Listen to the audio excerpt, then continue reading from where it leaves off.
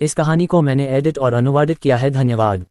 अध्याय 71। अगली सुबह मिस्टिक आइस पैलेस में दीपिका पूरी रात स्मारक लिखती रही। ये देखकर कि सूरज उग चुका है, वह उठ खड़ी हुई और सुबह की धूप का आनंद लेते हुए आराम करने के लिए हॉल के दरवाजे पर चली गई। महाराज, अभी कुछ हुआ है? कनिका अंधेरे से बाहर निकली। दीपिका ने शांति से उसकी ओर देखा। बोलो, कनिका ने कहा। क्या तुम्हें अभी भी लोनबूज किंगडम की राजकुमारी सामंथा याद है? दीपिका ने सिर हिलाया। मुझे याद है, उस समय जब मैं परम आरंभ पवित्र भूमि में तलवार दाव की साधना कर रही थी, तो वह भी वहां तलवार दाव की साधना कर रही थी। मुझे अभी भी याद है कि वह एक सौम्य महिला है। वह रियल नहीं थी और उसके साथ घुलना मिलना बहुत आसान था। उसने अपनी भौहें थोड़ी ऊपर उठाईं। मुझे याद है कि 3 साल पहले मैंने उसकी सगाई फ्री वैली के यंग वैली मास्टर से भी कर दी थी।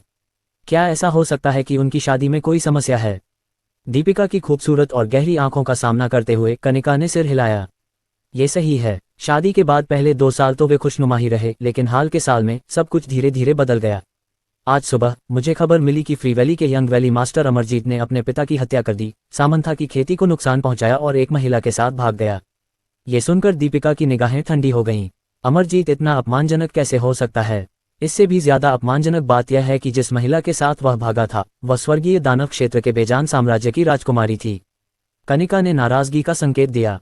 बेजान साम्राज्य की राजकुमारी? दीपिका की आंखें ठंडी थीं। बेजान साम्राज्य उत्तरी रहस्यवादी स्वर्ग की सीमाओं के बाहर है। यह एक बहुत ही अस्थिर दानव साम्राज्य भी है। हालांकि अमरजीत एक चींटी है, लेकिन वह जिस फ्री वैली से है, वह नॉर्थ मिस्टिक हेवन में काफी मशहूर है। अगर वह लाइफलेस किंगडम में चला जाता है, तो वह निश्चित रूप से दुष्टों को बुराई को बढ़ावा देने और नॉर्थ मिस्टिक हेवन के आम लोगों को नुकसान पहुंचाने में मदद करेगा। कनिका ने सिर हिलाया। तो आपको क्या लगता है कि हमें इससे कैसे निपटना चाहिए, महाराज? दीपिका ने ठंडे स्वर में कहा। जब मेरे पिता अभी भी जीवित थे, तो लाइफलेस किंगडम के दानव भगवान ने नॉर्थ मिस्टिक हेवन के 100,000 लोगों को एक अलौकिक दानव के लिए बलिदान कर दिया था। ये ऋण कभी नहीं चुकाया गया। ऐसा लगता है कि मुझे इस बार लाइफलेस किंगडम के साथ इसका निपटारा कर देना चाहिए। कनिका ने पूछा। महाराज, क्या आप लाइफलेस किंगडम पर युद्ध की घोषणा करने के लिए तैयार हैं?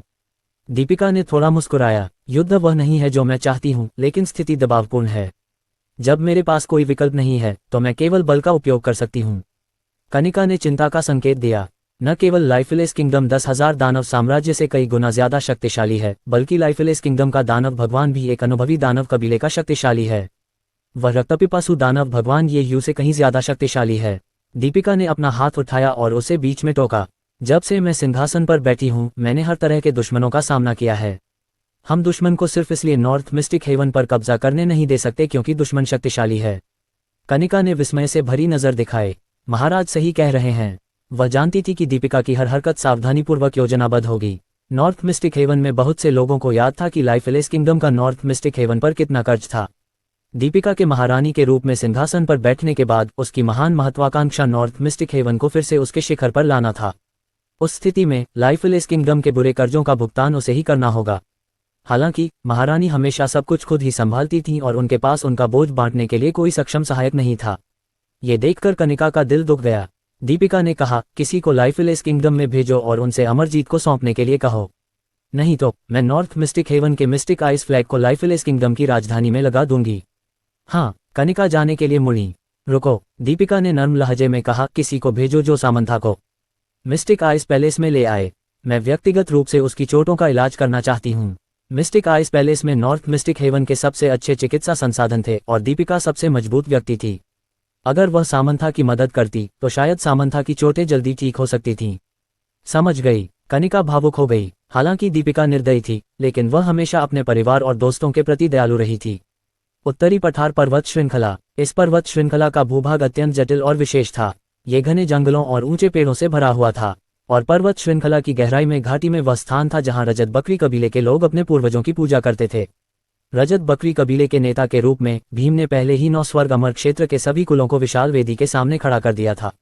इस समय विष्णु उसके पीछे प्रकट हुए और बोले, सेनापति, लड़के लड़कियों के 300 जोड़े पहले ही 4 दिशाओं में रखे जा चुके हैं।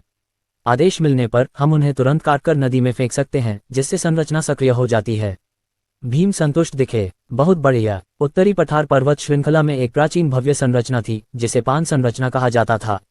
ये संरचना सिल्वर बकरी कबीले के पूर्वज द्वारा उत्तरी पठार पर्वत श्रृंखला में अपने कुलों की रक्षा के लिए स्थापित की गई थी, जब उन्होंने 9 स्वर्ग अमर क्षेत्र में घुसपैठ की थी। जब तक बच्चों के रक्त और अंगों को नदी में फेंका जाता था जो संरचना को सक्रिय करती थी, उत्तर, दक्षिण, पूर्व और पश्चिम की 4 नदियां एक दूसरे से जुड़ जाती थीं और संरचना को सफलतापूर्वक सक्रिय कर देती थीं। चलो शुरू करते हैं। भीम के आदेश देने के बाद वह वेदी पर चढ़ गया। पैन फॉर्मेशन बहुत जल्दी सक्रिय हो गया और पूर्वजों की पूजा करते समय में देरी नहीं की जा सकती थी, इसलिए वह अब आसानी से पूर्वजों की पूजा शुरू कर सकता था। विष्णु को आदेश मिलने के बाद उन्होंने आकाश में प्रकाश की एक गहरी लाल गेंद को फेंका। ये वह गुप्त संकेत था जिस पर उन्होंने अपने अधीनस्थों के साथ सहमति व्यक्त की थी। वे प्रकाश की चमक देखते ही मार देंगे। इस समय नदी के किनारे उत्तरी पठार पर्वत के किनारे जंगल में बकरी के सींग और सींग वाले 10 राक्षस योद्धा थे। हाथ में एक बड़ी कुल्हाड़ी के साथ वे नदी के किनारे घुटनों के बल बैठे सैकड़ों बच्चों को खतरनाक तरीके से देख रहे थे। मनुष्य का जन्म सिर कटाने और छाती चीरने के लिए होता है। कमांडर के पैतृक पूजा समारोह में योगदान देने में सक्षम होने के लिए आपकी मृत्यु इसके लायक होगी। अग्रणी भालू दानव ने हंसते हुए भयभीत बच्चों को क्रूरता से देखा। ओटिल्ड, दूर आसमान में खून की लाल रोशनी का गोला चमक उठा। भालू दानव ने जल्दी से अपने होंठ चाटे। हम अब हमला कर सकते हैं। नहीं, कृपया हमें मत मारो। मैं मरना नहीं चाहता, बहू। ये सिर्फ 7-8 साल के बच्चे थे। भयंकर दानवों के इस समूह को अपने कसाई के चाकू उठाते देख उनकी आंखें निराशा से भर गईं। धमाका, एक तेज तलवार की रोशनी अचानक फूट पड़ी और शक्तिशाली भालू दानव को ऊपर से नीचे तक 2 टुकड़ों में काट दिया। सभी बच्चे और दानव योद्धा ऊपर देखने लगे। एक सफेद वस्त्रधारी व्यक्ति आसमान से भगवान की तरह उतरा। एक अमर। बच्चों की भयभीत आंखें तुरंत आशा से चमक उठीं। राजमहरा ने थोड़ा मुस्कुराया और अपने हाथ में तलवार उठाए। बिजली की तरह तेजी से उसने दूसरे दानव योद्धाओं को 2 टुकड़ों में काट दिया। आज सुबह बच्चों के लिए नाश्ता बनाने के बाद जब वे आराम कर रहे थे और खेल रहे थे तो उसने उत्तरी पठार पर्वत श्रृंखला की ओर जाने का अवसर लिया। ऐसा लग रहा था कि वह सही समय पर पहुंचा है। भगवान, उन्होंने कई अन्य लोगों को भी पकड़ा है और उन्हें पूर्व, पश्चिम और उत्तर में रखा है। कृपया उन्हें बचाओ। छोटे लड़कों में से एक ने जल्दी से विनती की क्योंकि उसके साथियों को पकड़ लिया गया था। राजमहरा ने सिर हिलाया और अपने सम्राट दायरे के सच्चे सार को अधिकतम तक बढ़ा दिया। उसने अपने दिव्य आंदोलन कंगन को सक्रिय किया और बिजली की गति से दूसरी दिशा में भाग गया। क्योंकि वह काफी तेज था, उसने पूर्व, पश्चिम और उत्तर में सभी राक्षस योद्धाओं को एक ही बार में मार डाला, इससे पहले कि वे किसी को मारते। अध्याय 72। रजत बकरी वंश की वेदी पर भीम वेदी के केंद्र में घुटनों के बल बैठ गया और मंत्रोच्चार करते हुए आकाश में अपने हाथ बढ़ाए। पूर्वज, कृपया मुझे रजत बकरी वंश को और अधिक शक्तिशाली बनाने में मदद करने के लिए अपनी दिव्य शक्ति भेजें। उसके सामने के कुंड से एक रक्त रंग की रोशनी आकाश में उठी और तुरंत गायब होने से पहले हवा में फट गई। जल्द ही आकाश में एक रक्त रंग का छेद दिखाई दिया। प्रकाश की एक काली किरण रक्त रंग की दरार से होकर वेदी के केंद्र तक पहुंची।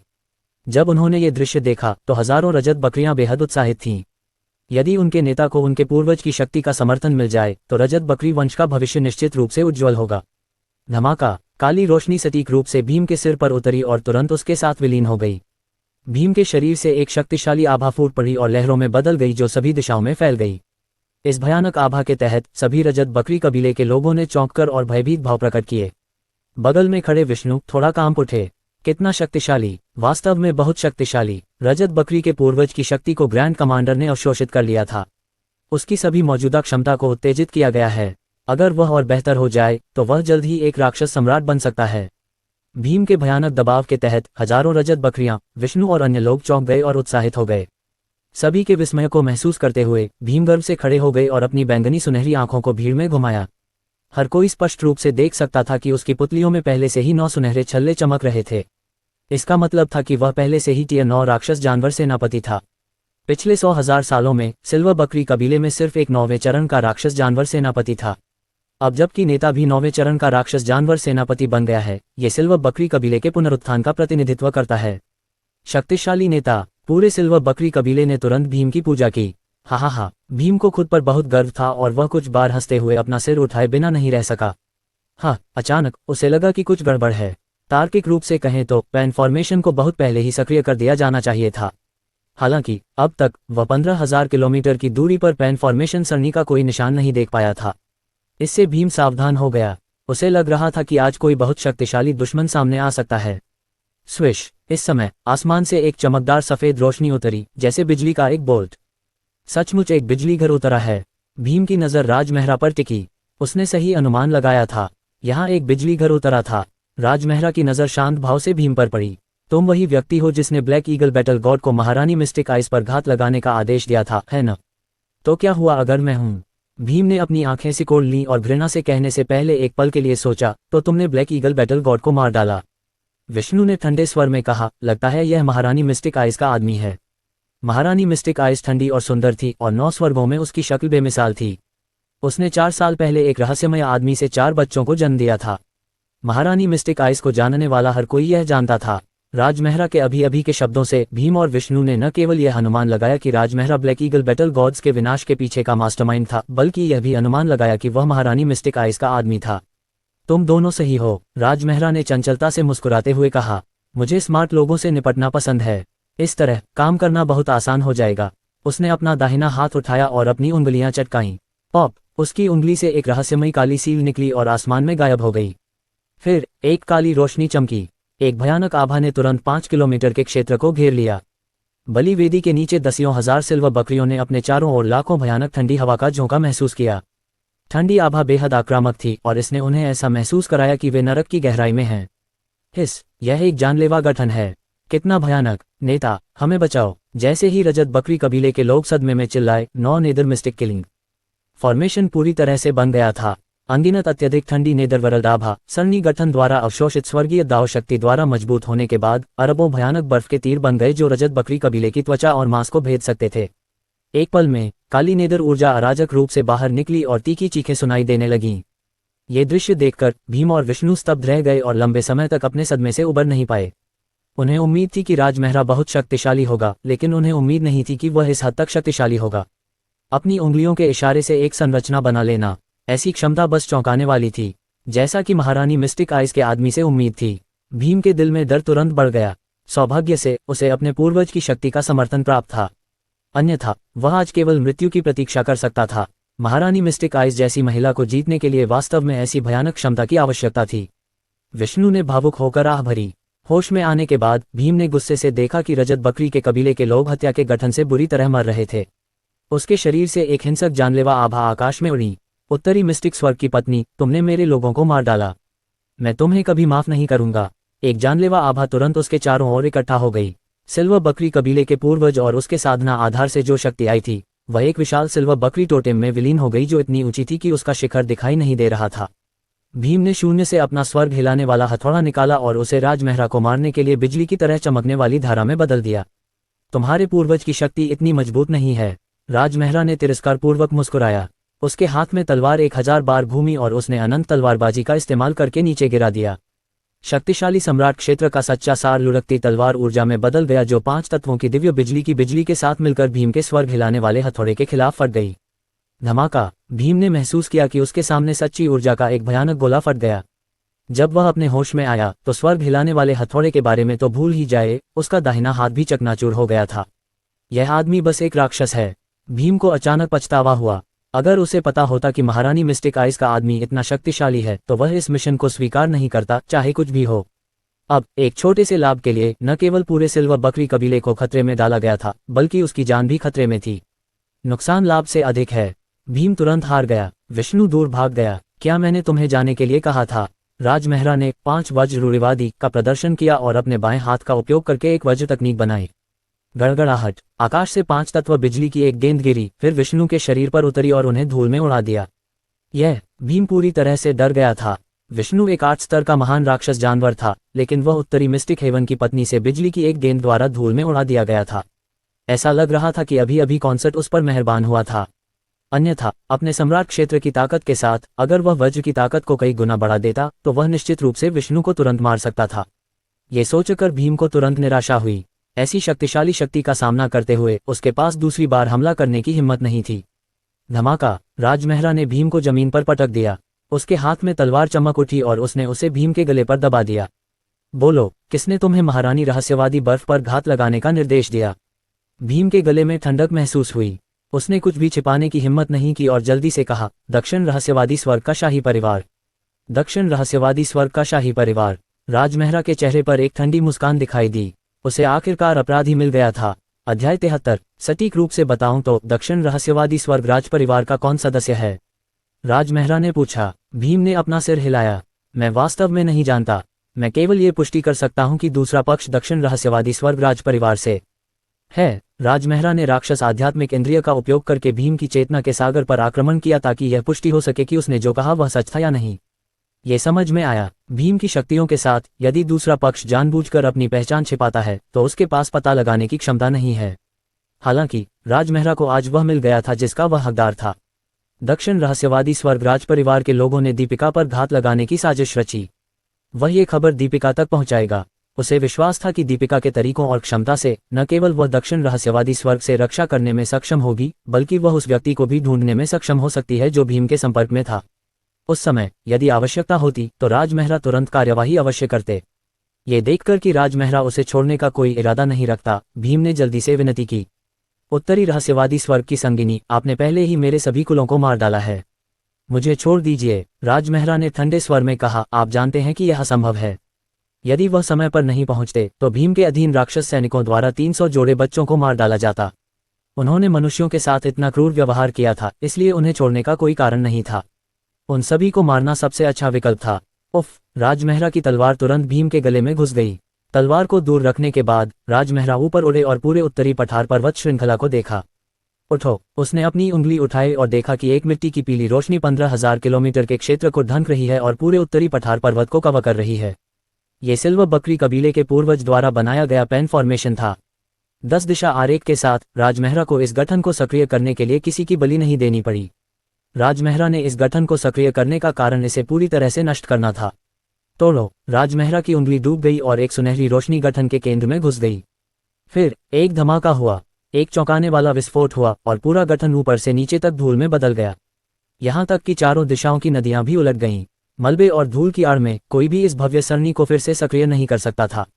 ये सब करने के बाद राजमेहरा प्रकाश की एक धारा में बदल गया और जल्दी से क्रिस्टल पैलेस में वापस आ गया। जैसे ही वह महल के प्रवेश द्वार पर पहुंचा, राजमेहरा ने देखा कि नौकरों और पहरेदारों का एक बड़ा समूह दरवाजे से बाहर भाग रहा था, जैसे वे अपनी जान बचाने के लिए भाग रहे हों। भागो! ये बहुत भयानक है। हे भगवान, इतना भयानक राक्षस जानवर कैसे हो सकता है? यहाँ तक कि गार्ड कमांडर संजय भी घबराए हुए भाव के साथ दरवाजे से बाहर भागा और पीछे मुड़कर चिल्लाया, जल्दी करो और इसे रोको। ये वास्तव में बहुत डरावना है। राजमेहरा जल्दी से महल के दरवाजे में चला गया और देखा कि 9 सिर वाला स्वर्गीय अजगर पहले से ही विशाल बगीचे में अपने मूल रूप में वापस आ गया था। इस समय यह हजारों फीट ऊंचा था। इसके विशाल शरीर ने सूरज की रोशनी को अवरुद्ध कर दिया। जमीन से यह एक क्रूर पहाड़ की तरह लग रहा था और इसे देखकर डर से कांप उठती थी। जहां तक उसके 4 बच्चों की बात है, वे सभी 9 सिर वाले स्वर्गीय अजगर के सिर पर बैठे थे, जबकि उनके 4 छोटे पैर खुशी से हिल रहे थे। ये बहुत ऊंचा है, ये बहुत मजेदार है। लिटिल नाइन, क्या तुम और बड़ी हो सकती हो? ये सही है लिटिल नाइन, तुम थोड़ी और बड़ी हो सकती हो। हमारा बगीचा बड़ा है, हमें डर नहीं है कि तुम बगीचे को कुचल दोगी। काश लिटिल नाइन आसमान जितनी ऊंची हो जाती, फिर मैं बादलों को खा सकता हूँ। राजमेहरा को तुरंत समझ में आ गया कि यह इसलिए हुआ क्योंकि छोटी लड़कियां लिटिल नाइन पर सवार होकर खेलना चाहती थीं, इसलिए यह इतनी ऊंची हो गई। और क्रिस्टल पैलेस के पहरेदारों और नौकरों के लिए लिटिल नाइन वाकई बहुत डरावनी थी। यह अजीब होगा अगर ये लोग लिटिल नाइन के बगीचे में इधर उधर घूमने से न डरें। उसे उम्मीद नहीं थी कि उसके जाने के कुछ देर बाद ये प्यारे प्यारे बच्चे इतना बड़ा हंगामा मचा देंगे।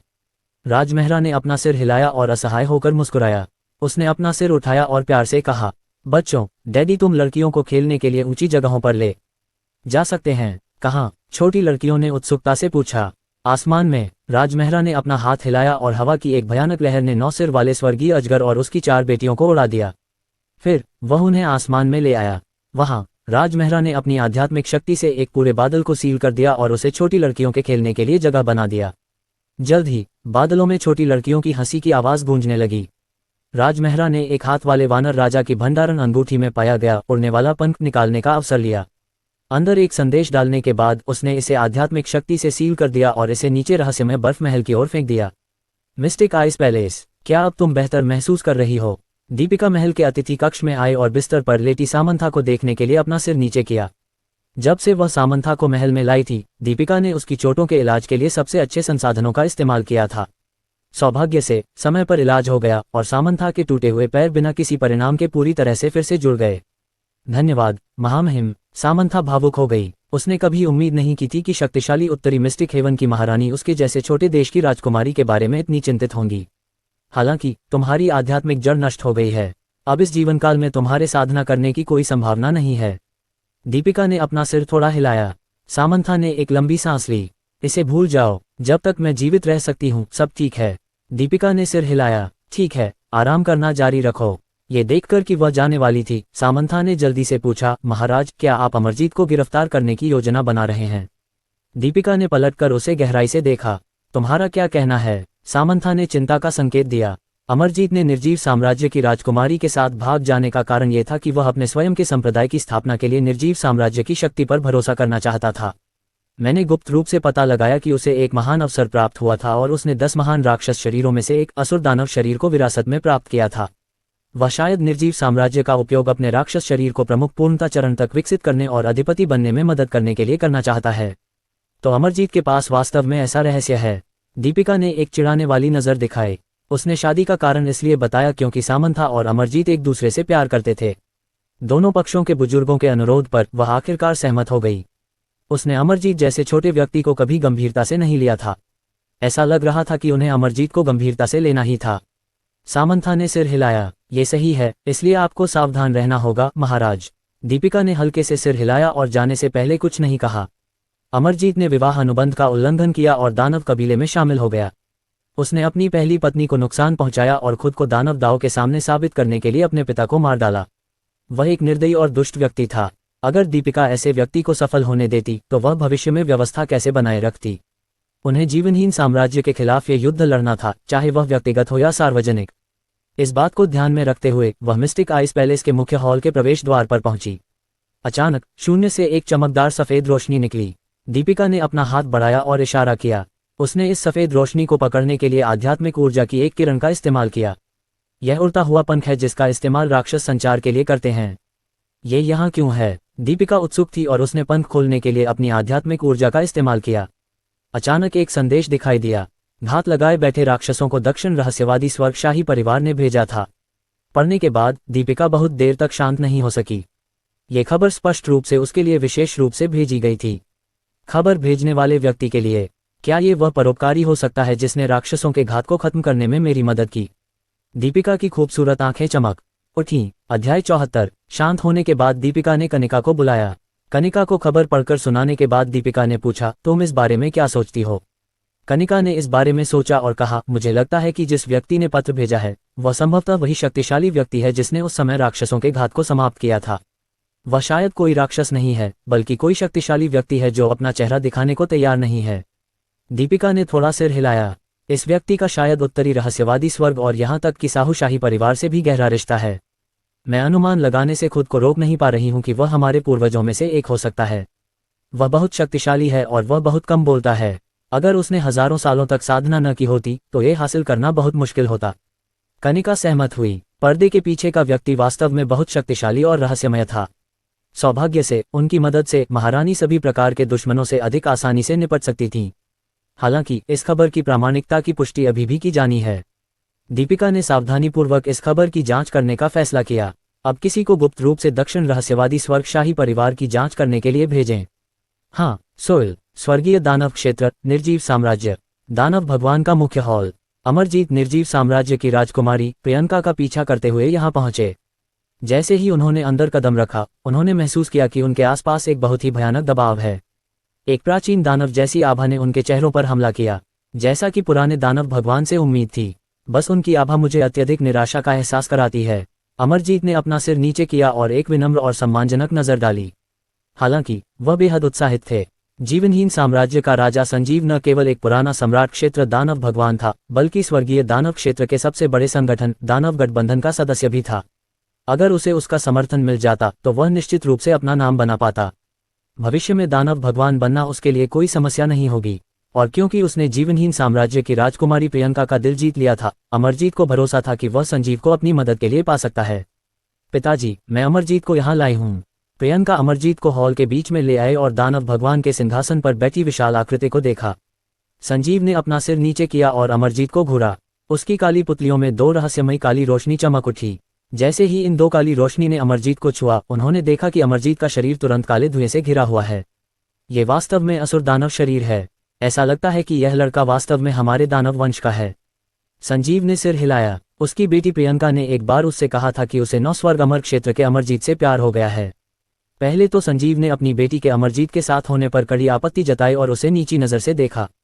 बाद में प्रियंका ने कहा कि अमरजीत ने प्राचीन दानव की विरासत प्राप्त कर ली है और असुर दानव शरीर को सक्रिय कर लिया है, इसलिए वह दानव जाति में शामिल होने के लिए तैयार है।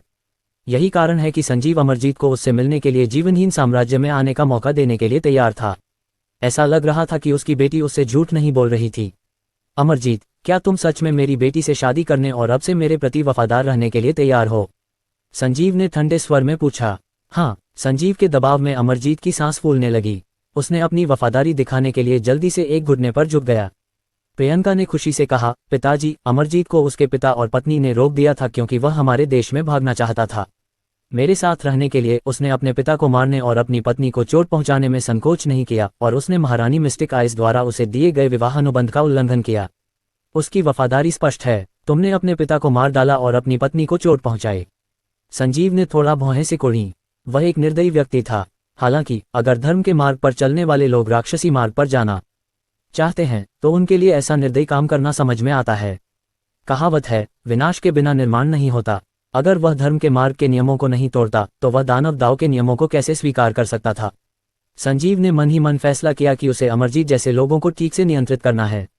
उसे केवल एहसान और धमकी दोनों दिखाकर ही वह अपनी बेटी प्रियंका के साथ रहने पर आमादा हो सकता था। अमरजीत ने जल्दी से समझाया, महाराज, मैंने भी गलती से अपने जैविक पिता को मार डाला। संजीव ने उदासीनता से हाथ हिलाया और कहा, मुझे इसकी चिंता नहीं है। मैं आपको केवल ये बताना चाहता हूं कि मेरे देश में प्रवेश करने के बाद आपको अपना जीवन मेरे नाम करना होगा। मैं आपकी मदद कर सकता हूं या आपको मार सकता हूं। ये कहते हुए उसने अपनी उंगली उठाई और एक अजीब सी काली रोशनी अमरजीत के शरीर में घुस गई। एक काली रोशनी चमकी और अमरजीत अचानक एक अत्यंत समृद्ध राक्षसी ऊर्जा के साथ फट गया। असुर दानव शरीर स्वर्ग को चुनौती देने वाला शरीर है। यदि कोई इस दानव शरीर की साधना करना चाहता है तो उसे स्वर्गीय दाव के विरुद्ध विद्रोह करना होगा और न्याय का त्याग करना होगा। मैंने अब तुम्हारे दानव शरीर को तीसरे स्तर पर उठा दिया है। तुम्हें खुद ही निम्नलिखित मार्ग पर चलना होगा। अपने शरीर में बढ़ती राक्षसी ऊर्जा को महसूस करते हुए अमरजीत प्रसन्नता से भरे भाव प्रकट करने से खुद को रोक नहीं सका। उसने जल्दी से घुटने टेके और प्रणाम किया। धन्यवाद दानव भगवान। उसकी पिछली साधना हमेशा आध्यात्मिक चक्र क्षेत्र के मध्य चरण में रुकी रहती थी।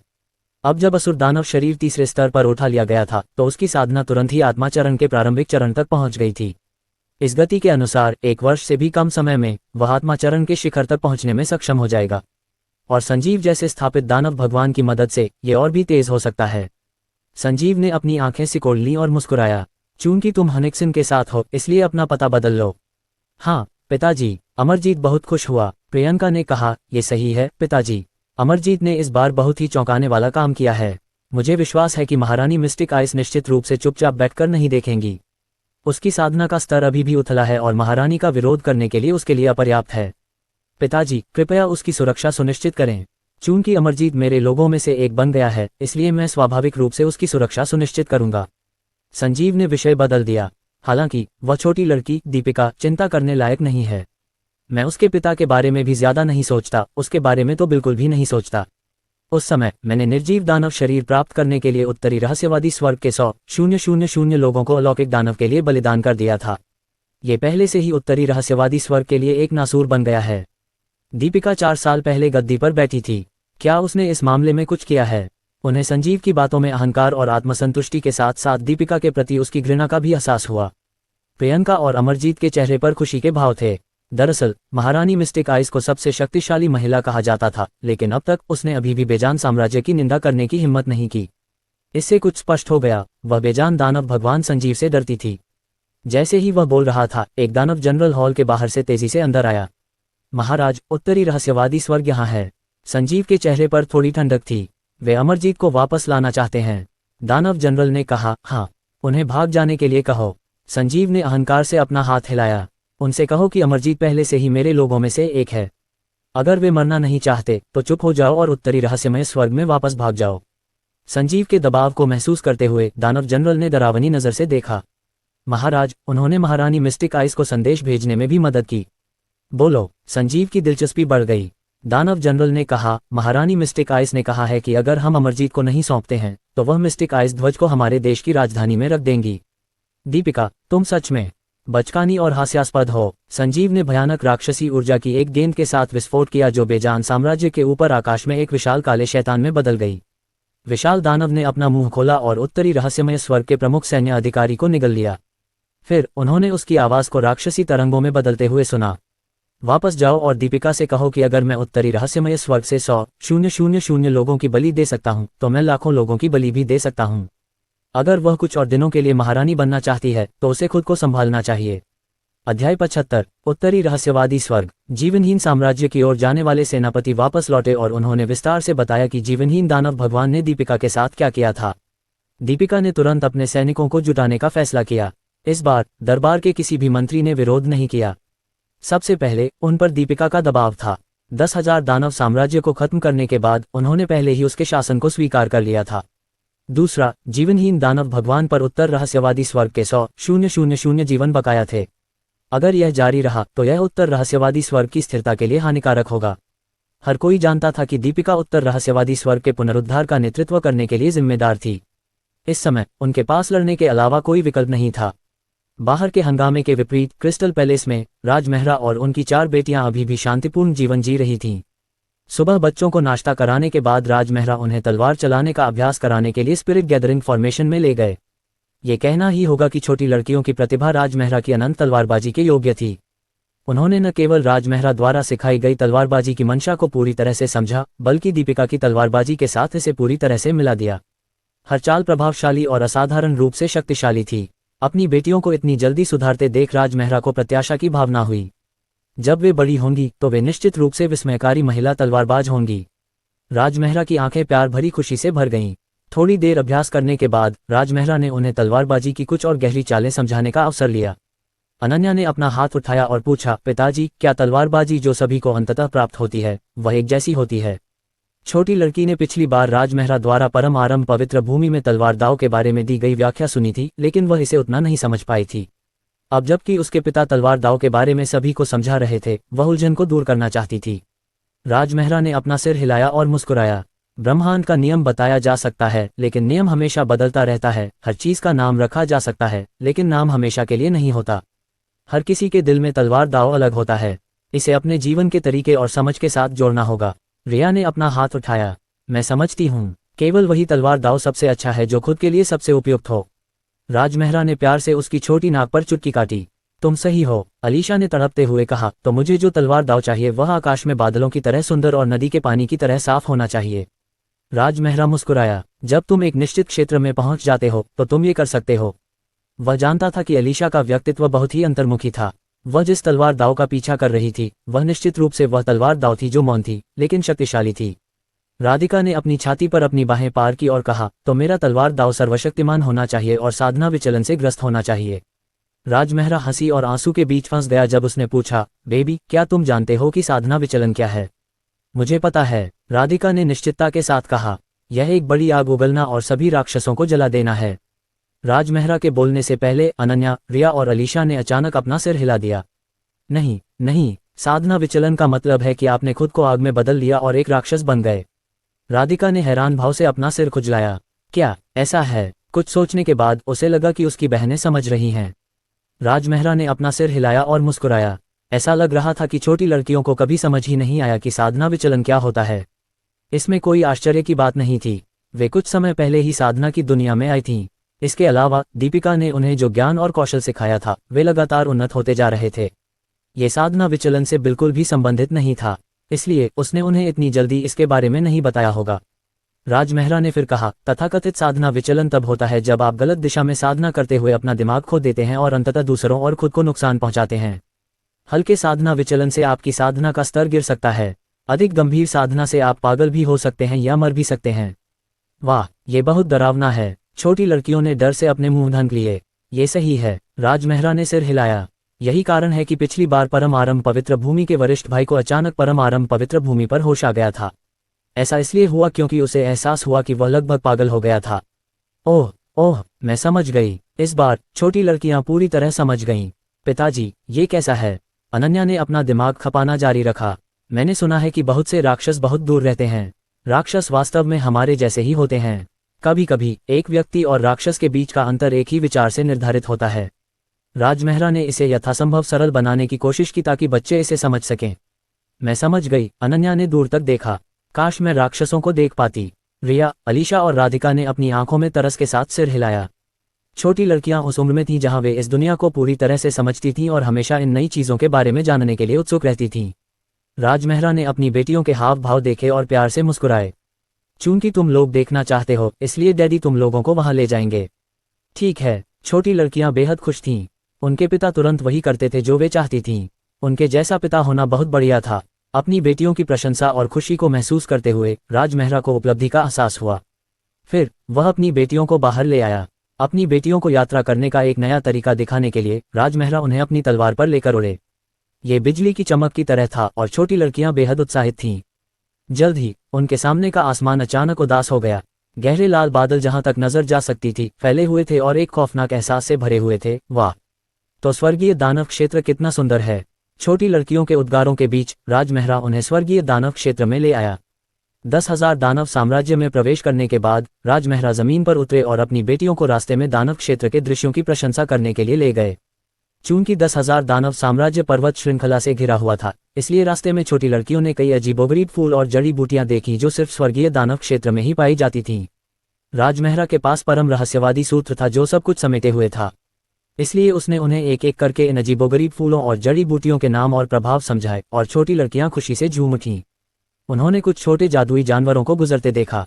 राधिका ने अपनी बाहों में छिपे 9 सिर वाले स्वर्गीय अजगर को बाहर निकाला और उसे अंडरवर्ल्ड के जादुई जानवरों को एक साथ देखने दिया। फुफकार टिल्ड। अचानक 9 सिर वाले स्वर्गीय अजगर को किसी चीज से उत्तेजित किया गया था और उसके 9 सिर एक ही समय में दाईं ओर मुड़ गए। उन्होंने एक चांदी के सींग वाले बर्फ सफेद बाघ के आकार के जादुई जानवर को देखा। ये जंगल से बाहर निकलकर राजमहरा और अन्य लोगों के सामने खड़ा हो गया। राजमहरा ने देखा कि जादुई जानवर के शरीर पर कुछ बैंगनी रंग के खून के धब्बे थे। वह तुरंत समझ गया कि 9 सिर वाला स्वर्गीय अजगर खून से उत्तेजित हो गया था। पिताजी, ये जादुई जानवर क्या है? इसके शरीर पर खून क्यों है? अनन्या और बाकी लोग हैरान थे। राजमहरा ने कहा, इस जादुई जानवर को सिल्वर मून व्हाइट टाइगर कहा जाता है। इसका स्वभाव बहुत कोमल है और यह एक बहुत ही दुर्लभ जादुई जानवर है। इसके शरीर पर खून दानव कबीले के लोगों का होना चाहिए, क्योंकि दानव कबीले का खून थोड़ा बैंगनी होता है। जैसे ही वे बात कर रहे थे, सिल्वर मून व्हाइट टाइगर 9 सिर वाले स्वर्गीय अजगर से डर गया और डरकर चिल्लाया। वह पलटा और जंगल में भाग गया। पिताजी, चलो सिल्वर मून व्हाइट टाइगर का पीछा करते हैं। राधिका ने जल्दी से राजमहरा को खींच लिया।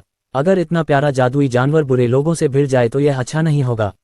अनन्या और अन्य लोगों के मन में भी राधिका जैसा ही विचार आया, इसलिए उन्होंने जल्दी से राजमहरा से उसका पीछा करने का आग्रह किया।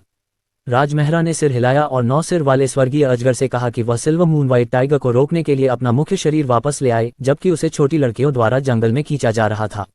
और राजमहरा और अन्य लोगों से 5 मील दूर नीले रंग की एक महिला वर्तमान में सैकड़ों लोगों की घेराबंदी में थी। शांत छलनी संप्रदाय की संत, अब आत्मसमर्पण करो। आपकी कम उम्र के कारण यदि आप आज्ञाकारी रूप से आत्मसमर्पण करती हैं तो हम आपको अभी भी जीवित रहने दे सकते हैं, अन्यथा हम आपको मरने की इच्छा करने पर मजबूर कर देंगे। लोगों के एक समूह की धमकी का सामना करते हुए नीले कपड़े वाली महिला अदिति ने भौहें सिकुड़ी और गुस्से से चिल्लाए, आपके सपनों में